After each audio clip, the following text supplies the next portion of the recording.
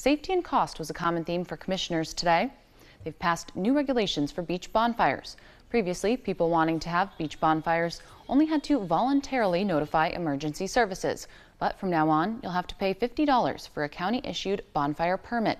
Bay County Fire Services and emergency personnel will enforce the ordinance and can issue citations for unauthorized beach bonfires. They'll initially observe a grace period during the transition, but will expect the public to be aware of the rules. You'll go to Community Connect through the county website, and you'll click on that, and then you'll register there. And then on there's a bonfire registration. It's a permit, so you would register for a permit for a bonfire. The rules are all listed on there, what you have to be able to do in order to be compliant with that. Make sure that you're done by midnight, that the permit is with you.